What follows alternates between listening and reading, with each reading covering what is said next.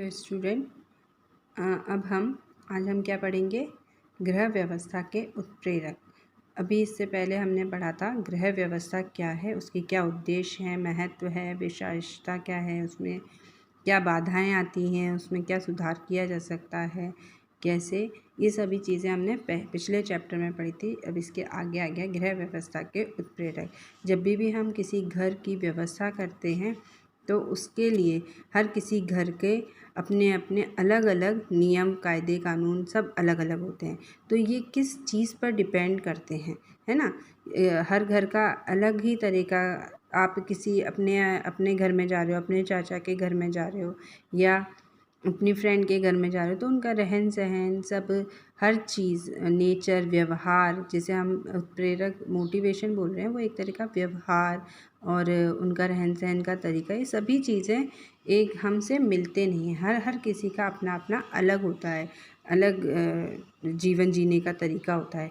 तो ये जो तरीका है ये किन बातों पर निर्भर करता है, यही चीज़ क्या कहलाई जाती है? गृह व्यवस्था के उत्प्रेरक। ठीक है, तो ये होते हैं फैक्टर्स। और ये क्या कौन से होते हैं ये उत्प्रेरक? जैसे कि आपको दिख रहा है, मूल्य, लक्ष्य और स्तर।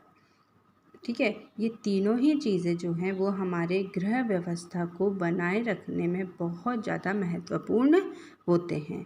सबसे पहला अगर हम बोलेंगे मूल्य क्या है? मूल्य, ये जो मूल्य, लक्ष्य और स्तर हैं, ये तीनों ही चीज़ें हमारे गृह व्यवस्था के लिए बहुत ज़्यादा आवश्यक हैं और इन्हीं को लेके चलते कर ही हम अपनी एक अच्छे घर की व्यवस्था कर सकते हैं। ठीक है, तो सबसे पहला अगर हम लें मूल्य को, तो ये मूल्य क्या होते हैं? ये मूल्य जो होते हैं ये एक तरह का हमारा, अगर हम इसको बोलचाल की भाषा में बोलेंगे तो हम बोलेंगे व्यवहार। आपके व्यवहार कैसा है? ठीक है, तो ये मूल्य क्या हो गए? ये हमारा एक व्यवहार है जिसे कि हम देख नहीं सकते।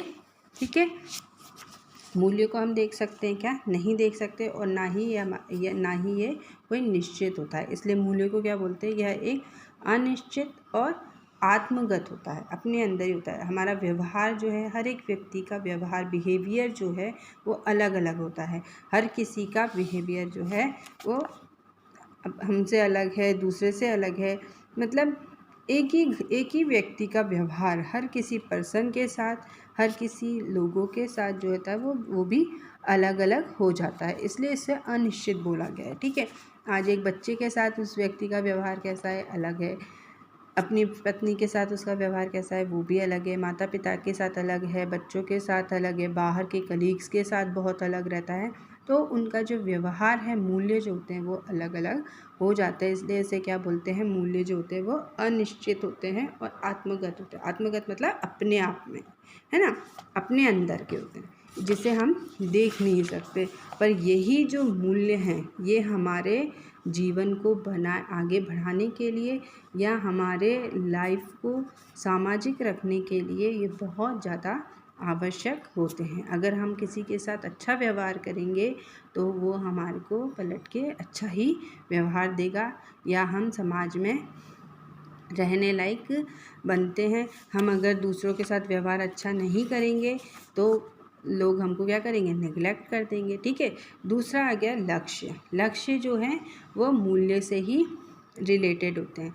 अगर हम लक्ष्य को लेकर अपना, अब जैसे आज हम को पढ़ना है, हमारा लक्ष्य है बीए करना है। अब आपको चाहे कोई टीचर पसंद है नहीं है तो भी आप उनके साथ कैसा व्यवहार रखोगे? अच्छा ही व्यवहार रखोगे। क्यों? क्योंकि आपको पता है वो टीचर है, वही हमें ये सब्जेक्ट पढ़ा सकती हैं और हमारे को समझा के हमारा बीए जो है वो कंप्लीट करा सकती हैं। ठीक है, तो आपका व्यवहार उनके प्रति, आपको न चाहते हुए भी आपका व्यवहार उनके प्रति कैसा रहेगा? अच्छा ही बनाए रखना पड़ेगा। तो यही होते हैं, इसलिए लक्ष्य जो है वो मूल्य पर ही डिपेंड होते हैं। और अगर आप अच्छे तरीके